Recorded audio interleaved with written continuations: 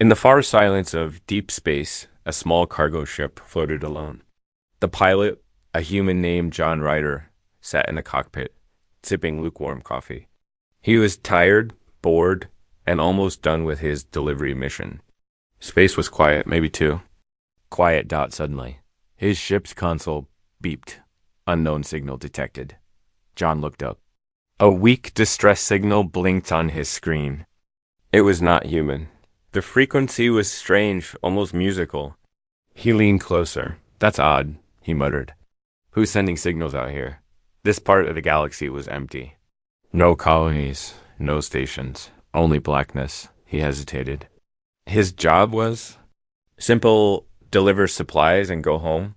Helping random signals wasn't part of the plan. But something inside him said, check it out. He changed course. After a few minutes, he found the source. A large alien ship was floating in space, broken and burning. Pieces of metal drifted all around it like ghosts. There was no life signal until he saw it. A small escape pod was stuck in the wreckage. Barely visible. Faint power lights blinked. John's heart raced. Is someone alive in there? He carefully pulled the pod into his ship's cargo bay, using the robotic arms. Steam hissed. As the hatch opened, inside was a small alien child that it was no taller than a human 5-year-old. Its skin was pale blue. Big, dark eyes filled with tears. It was wrapped in a strange silver cloth and holding a glowing crystal tight in its small hands. The child looked up at John, scared and shaking. It's okay, John said softly, raising his hands. I won't hurt you. The child didn't understand the words, but it understood the tone. It didn't cry. It just stared. John scanned it for injuries. Broken arm, weak heartbeat, but alive. He brought it to the medical bay and did what he could. He wasn't a doctor, but his ship had emergency tools. The child watched him, never letting go of the glowing crystal. Hours passed. The child slept. John sat in the cockpit again, watching stars. He had no idea what species the child was. No record in his database. Whoever they were, someone had destroyed their ship. He looked at the escape pod again. It had burn marks, not from an accident, but from weapons. This wasn't just a crash, John whispered. This was an attack. His ship's radar suddenly lit up. A new signal. Incoming vessel detected. Speed. High. John stood up. They found us. The approaching ship didn't answer his calls. It didn't even try to talk. It opened fire. Laser blasts hit John's ship. Shields dropped fast. He jumped into the pilot seat and pulled hard on the controls. The ship spun away just in time. He pushed the engines to max. The stars outside turned into long lines. His small cargo ship was no match for a warship. Inside, the alien child woke up and cried out. The crystal in its hands glowed brighter. The light pulsed like a heartbeat. Suddenly, John's ship systems flickered and stabilized. What? The glowing crystal had somehow boosted his ship's shields. All right, kid, John said. Let's see what you can really do. With the help of the strange energy from the crystal, John flew through a dense asteroid field. The enemy ship followed, firing again and again, but John knew how to fly dirty. He twisted the ship between rocks, letting the asteroids block the enemy fire. He sent out decoy flares. He faked a drift, then cut the power for a second to disappear from their radar. Boom. The enemy ship hit a large asteroid and spun out of view. John didn't wait. He flew far, far away until his radar showed no danger. Only then did he let out a deep breath. He walked back to the medical bay. The child was sitting up now, watching him. Guess we make a good team. He said. The child reached out with its tiny hand and placed the glowing crystal in John's palm. He looked at it, confused. What is this? But before he could think more, the child touched the floor with its finger and began drawing. A symbol appeared. It looked like a person. A tall, alien woman. Crying. John stared at the drawing. Your mother, he whispered. The child nodded. Slowly. John looked out the window into space. Someone had killed this child's family. Someone was hunting it. He didn't know why. He didn't even know who, but he knew one thing: he had rescued a life. and now he was part of something far bigger. Space was never silent. If you listen close enough, it whispered broken signals, lost voices, and warnings from the dead. John Ryder heard one of those whispers now. He stood alone in the dark hallway of his ship. The lights flickered, cold metal beneath his boots. The alien child slept inside the medbay. But John couldn't relax. The glowing crystal it carried was now stored in a special box. He didn't understand it, but he felt its energy. The ship felt different, faster, sharper, almost alive. Then the whisper came again, a soft beep. Radar contact at another ship. Unknown. John walked back to the cockpit and stared at the screen. The ship had no ID, no signal. Just moving fast, straight toward him. He sat down slowly. They found us again. The child woke with a jolt as if it felt the danger too. It ran to John, its big black eyes full of fear. It pointed toward the stars outside the window. John nodded. I know. They're coming. But I won't let them take you. He reached into a drawer and pulled out something old, a human military dog tag. His brother's, lost in the Mars Rebellion. He hung it around his neck. The enemy ship was close now. John could see it on the screen. Black, sharp, silent. Like a hunter in the night. But this time, they sent a message. A simple audio transmission. One word spoken in a deep, cold voice. Surrender. John stared at the speaker. You wish. He didn't run this time. Instead, he powered down his engines, turned off the lights, made his ship look like space junk. He sat still, holding his breath. Outside, the enemy ship floated past slowly. Scanning, waiting. Then, something strange happened. The alien child walked to the cockpit window and placed its hand against the glass. The crystal in the box began to glow again. Through metal. The enemy ship suddenly changed direction. What the hell? John whispered. They weren't scanning his ship. They were scanning for the crystal. Like it was a beacon John's ship had hidden, but the child's gift had betrayed them. Without warning, the enemy opened fire. John's ship shook violently. Sparks flew. Alarms screamed. He grabbed the controls and launched into a full-speed dive, rolling under the enemy's laser blast. The chase began. John dodged between chunks of asteroid fields. Fire lit up behind him. Every second, his ship rattled. From near hits, hold together, girl. He yelled, talking to his old ship like it was alive. The child held tight to the seat, eyes wide. Then something incredible happened. It screamed, but not in fear. It screamed in language. A strange chant. Filled with energy. The crystal in the cargo box lit up even brighter. The ship's dashboard flickered and came back online with ENCED controls. The engines roared like never before. John stared. What did you do, kid? He pulled the ship into a deep spiral. Now he was faster, smarter. The ship responded like it could read his mind. With one quick move, he reversed direction and flew under the enemy ship. Then he released an old trick, a magnetic bomb. Clink.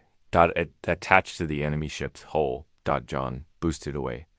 And a second later, boom. No explosion. But the enemy ship's engine died. They were stranded. John flew into hyperspace. Full hour passed. The stars blurred outside. The child was silent again, resting in the seat beside John. He stared at it. You saved us. The child pointed at the crystal. John looked down at it. It's not just a power source, is it? The child placed its small hand over John's heart, then pointed at the crystal. Then, at itself. John understood. Somehow, this thing connected them, human and alien. We're bonded now. He whispered. Later, when they landed on a small icy moon to hide, the child drew another symbol. In the snow near the ship. This time, it was two figures. One tall, one small, and behind them, something massive. A giant shadow with many eyes. John stared at the drawing. He felt a chill. Someone's still watching. He muttered. Then he noticed the last part of the drawing. A figure. Falling. It was the tall one. The child was trying to warn him. John. looked up at the stars. Somewhere out there, a secret war had started. Not for land, not for treasure, but for a child.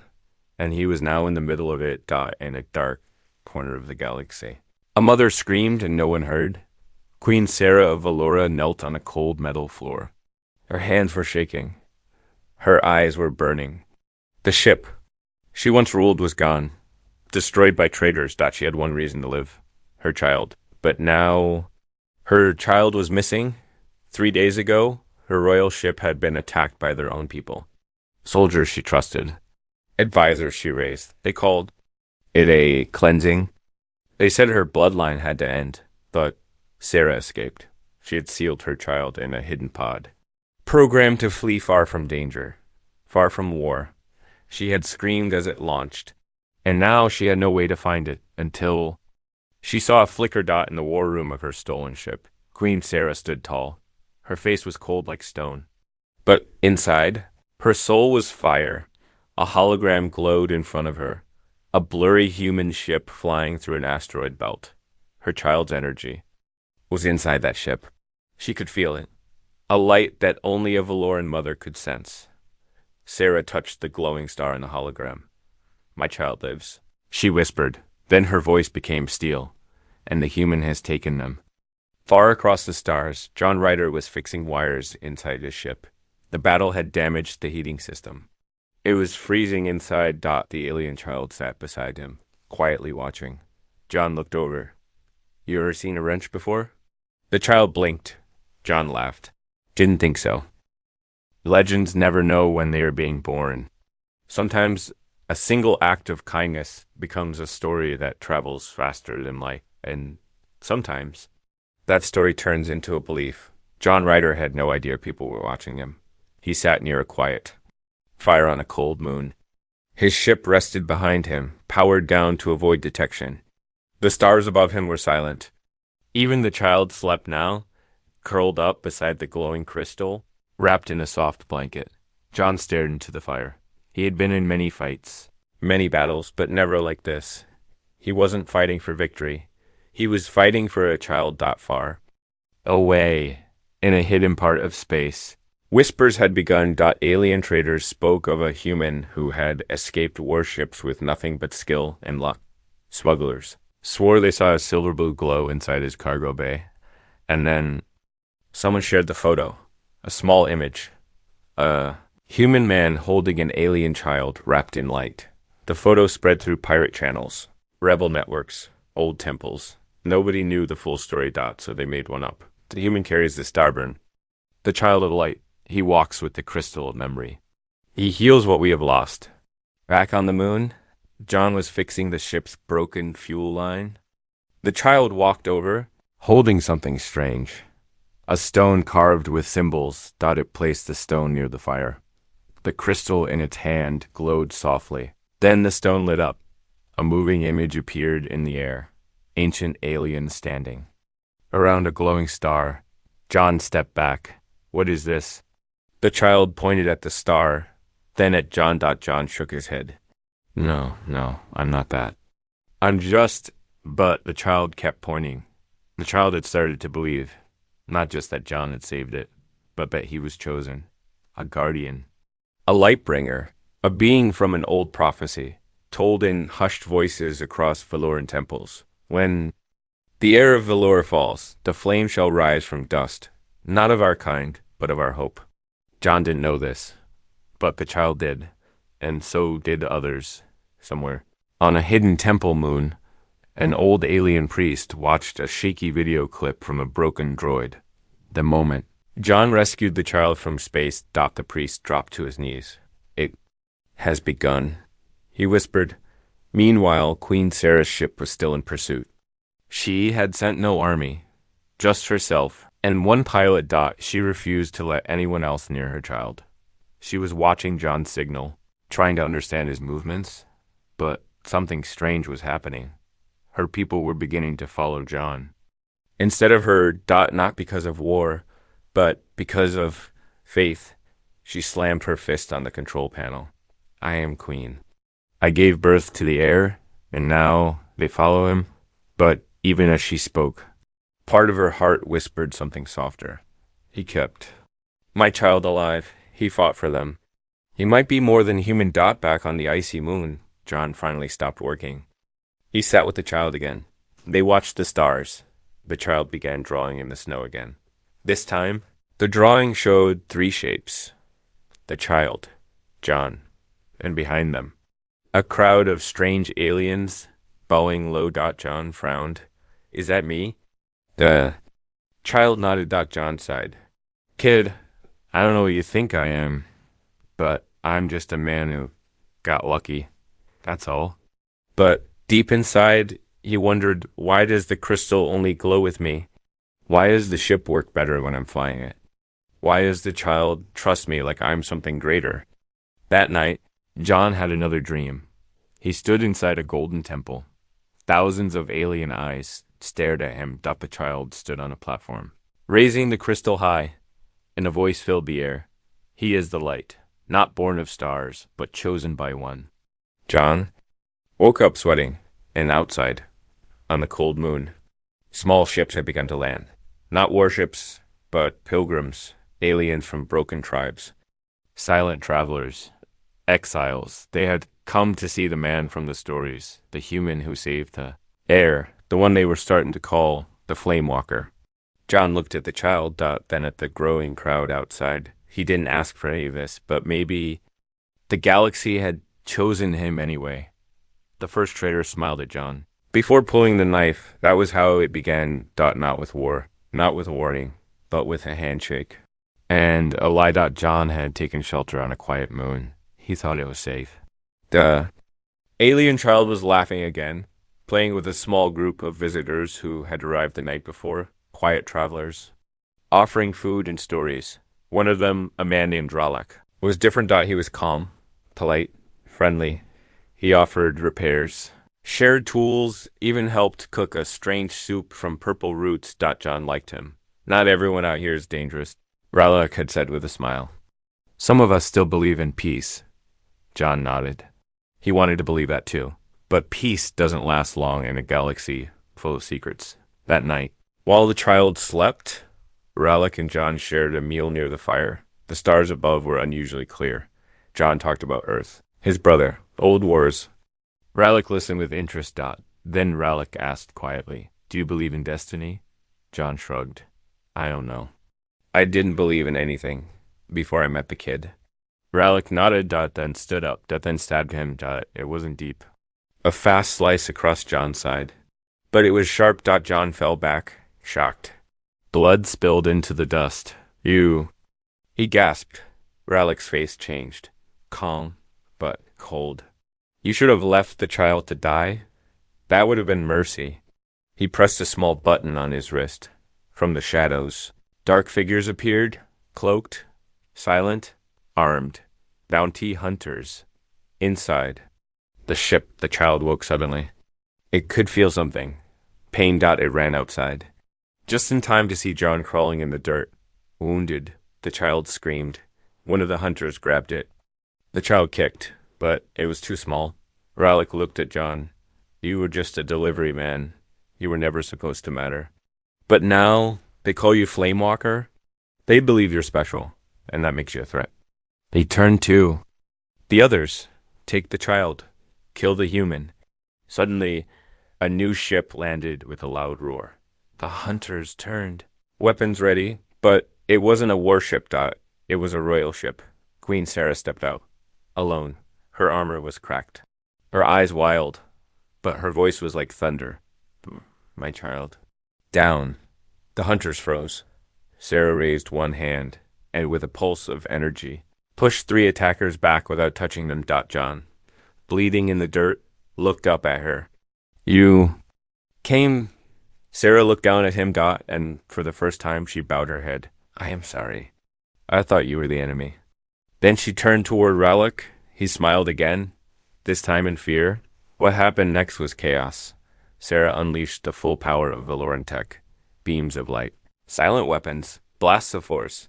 She fought like a mother, not a queen. John pulled himself up, using a metal rod as a crutch, and fired one of his old rifles. Together, they fought back to back. One human, one alien.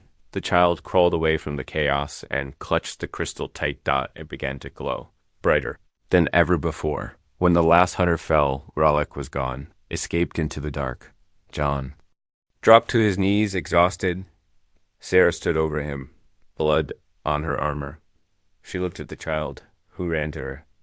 And then, to John. The child held both their hands, one in each tiny palm. Sarah looked into John's eyes. You are more than protector. You are part of them now. John didn't answer. He just passed out. Hours later, inside the ship, Sarah helped treat his wound. John opened one eye weakly. Did I die? Sarah smiled softly. Not today. She sat beside him. Her voice was low. My people are changing. They see you in visions, hear your name in prayers. Even I dreamed of your face before I ever saw it. John whispered, It's just a story. She shook her head. No, it's a belief.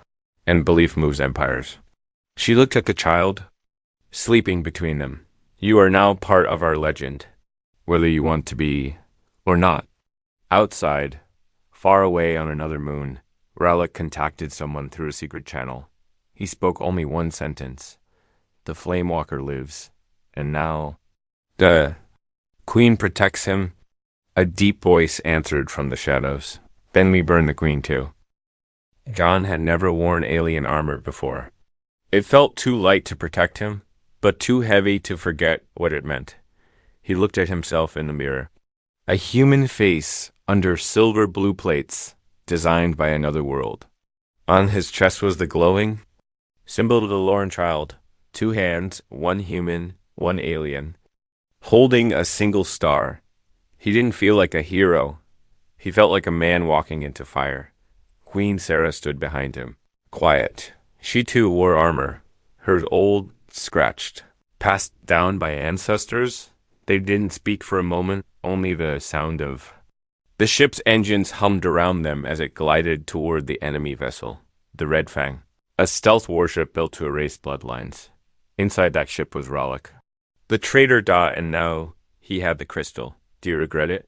Sarah asked. Finally. John looked up. Regret what? Taking my child. Helping them. Fighting a war that isn't yours. John shook his head slowly. I didn't choose the war. I chose the kid. Everything else followed. Sarah looked at him for a long moment. Then we fight as one. They docked with the Red Fang in silence. No alarms. No. Welcome. Just cold metal and shadows. John gripped his rifle. Sarah raised her hand. A blue flame pulsed from her palm, lighting the path ahead. Together, they walked into the belly of the beast. Inside, the ship was a tomb. No crew, no voices. Just whispers, as if the walls themselves remembered screams.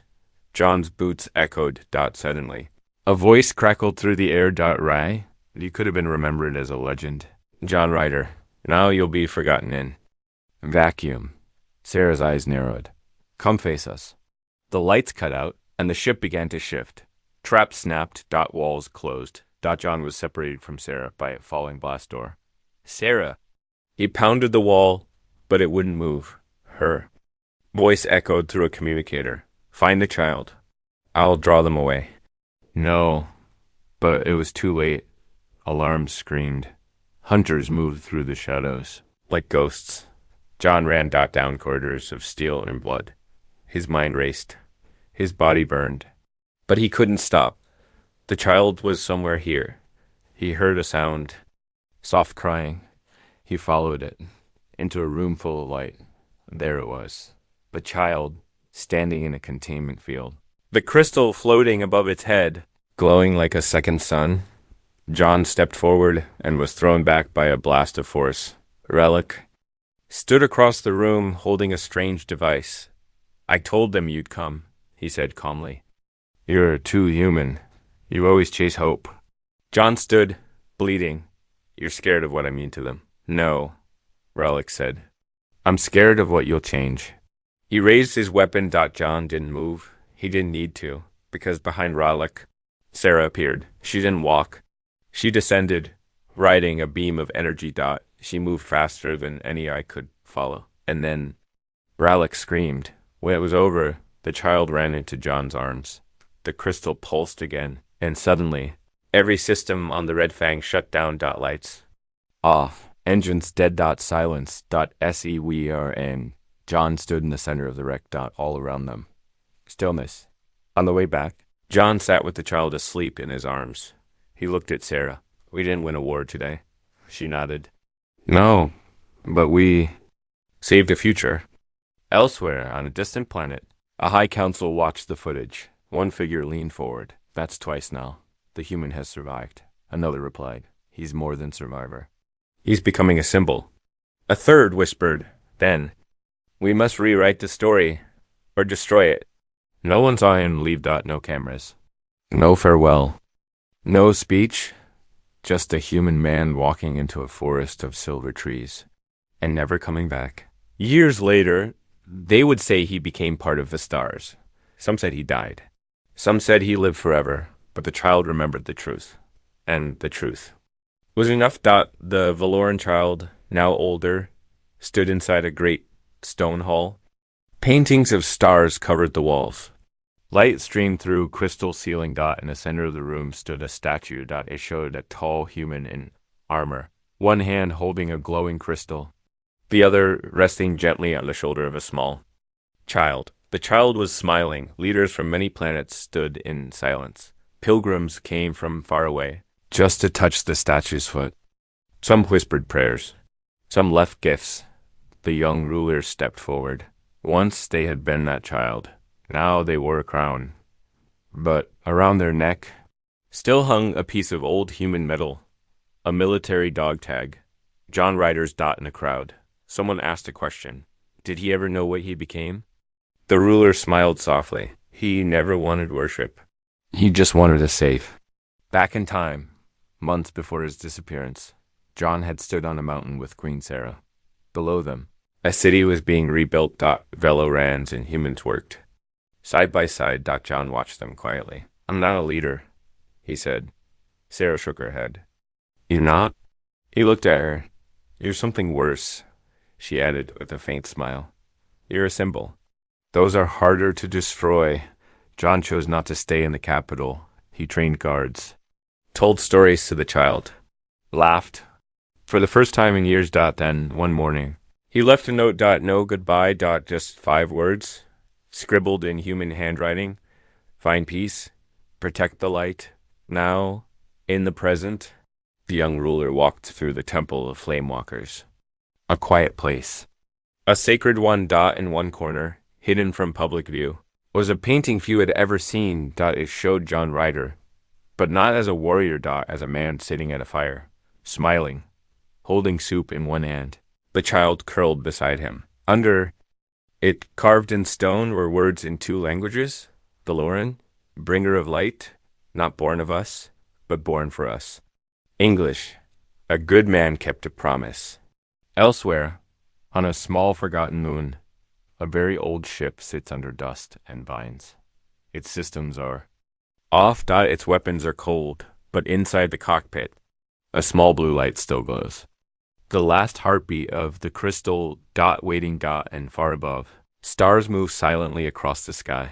Somewhere, maybe John Ryder watches, maybe not as a god, not as a myth, not even as a hero, just a man who made a choice, and that choice became a legend.